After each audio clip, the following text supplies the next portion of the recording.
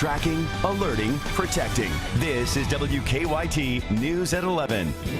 A 6-hour hearing to decide whether one council member can stay on the ballot. A teenager has now been arrested in connection to a shooting at a Central Kentucky pizza shop. Branded with profanity, abandoned, surgery, and now adopted. We've got that fairy tale ending for a Lexington dog. WKYT News at 11 starts now.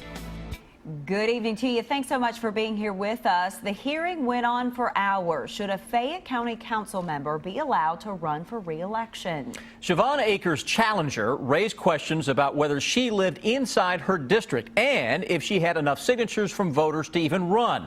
After hearing from multiple people, a judge made a decision tonight. WKYT's Garrett Weimer has our top story at 11.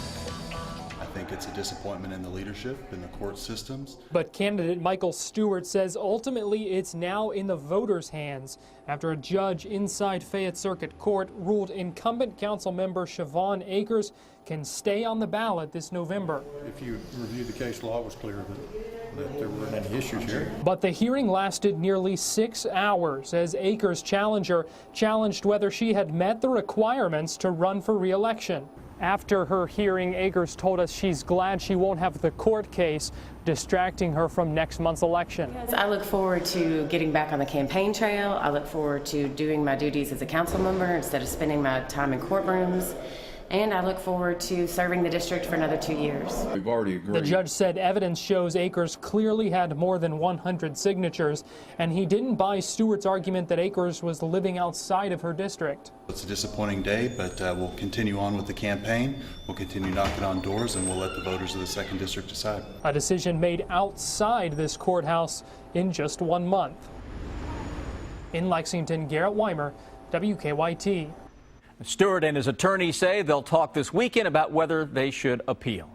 Well, you have probably felt it outside. Some much cooler air has moved in, and there will be a fall chill this weekend. Meteorologist Jim Caldwell has an early look at your forecast. How about it, Jim? And we could be talking about maybe some patchy frost early on Sunday morning. That's what kind of chill we have invading the Commonwealth right now.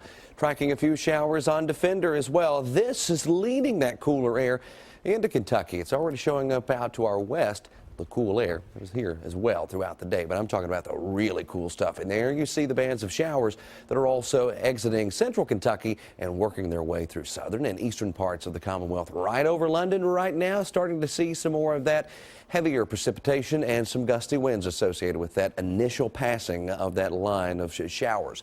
Around the Irvin area as well, and then headed out into Lee and Owsley counties for you folks. We also look at the folks there in Flemingsburg, tracking some moderate and occasionally heavy rain, and again with those gusty winds, and another little shower, a decent one coming your way in Moorhead. On the backside of this, it's all generally on the light side. You still have the gusty winds also associated with it, and our final stop takes us all the way up toward the north, where we are still seeing some more of those showers. Cool air already showing up just to our northwest, 40s.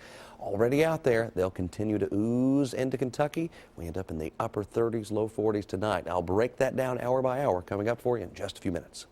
Tonight, Islamic State militants claim they have killed another hostage. ISIS released a video claiming to show the beheading of British aid worker Alan Henning. The terror group has also killed American journalist James Foley and Stephen Sotloff and British aid workers David Haynes. The newly released video also shows American hostage Peter Kasich. ISIS threatens to kill him next. Tonight, the search continues for a Bath County man wanted for murder. State police are looking for 37-year-old Kevin Howard. They've already arrested another suspect in the case, 55-year-old Charles Black. Police found a body in Fleming County on Wednesday. They say Black admitted using the victim's ATM card and driving his car. And while the victim has not been identified, police say the car belonged to Randall Russ, a teacher who disappeared from Grant County in August. We're tracking the search for a man who robbed a Lexington bank at gunpoint. Police released these surveillance pictures of the robber. They say about 3:30 this afternoon, he walked into the People's Exchange Bank on Richmond Road at North Hanover Avenue and pulled out a gun and demanded money. He ran off after getting some money. No one was hurt. Police say the same bank was robbed about 6 months ago. Tonight, a fourth person faces charges for a shooting at a Danville pizza shop. Danville police say they arrested a 16-year-old in Harrodsburg this afternoon. He's now charged with robbery and assault. Yesterday, police arrested Rico Penix, Robin Adams, and Patrick Brand on the same charges. They say 21-year-old Zoe Reed was shot last month at the Domino's pizza shop where she worked. She's still in serious condition at UK Hospital. Tonight, police are investigating a threat made at Mercer County High School. Harrodsburg police say someone wrote a message on a bathroom wall today threatening to shoot up the school. The school called in extra security for the rest of the day and sent letters home to parents. School leaders say they're determined that there was no imminent danger. Police are still trying to figure out who wrote that message. Someone found her abandoned and burned with a profane word on her skin. Now, weeks later, a Lexington dog story has a happy ending. Yeah, the community rallied around the dog named Felicity. She had surgery for her injuries and has been recovering at the Lexington Humane Society. But as WKYT's Jerica Insko tells us, Felicity now has a new home. She was abused and abandoned nearly 2 months ago, but on Friday, things are finally looking up for Felicity and one family here in Lexington. Chemically branded and tied to a fence. That's how she was found on Campbell Street back in August. It wasn't until Felicity was observed at the Lexington Humane Society did they realize profanity was burned into this pit bull mixed puppy's fur and skin. She's had a long life, a long road. Immediately, they knew plastic surgery was a must for Felicity, especially to get her adopted. So people pitched in to make that happen 2 weeks ago. She removed a couple of the letters and pulled the skin together to where you can't see what the word had said before, and you can't tell that there was a word there now. So we're really glad, and we're really glad that she won't be limited or identified because of her scar. And her transformation isn't over, with her vet saying her fur will grow back with minimal scarring.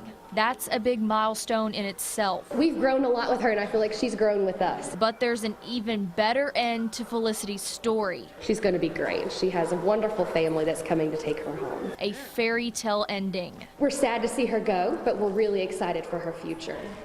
Felicity is officially now at home with her new family. In Lexington, Jerica Insko, WKYT.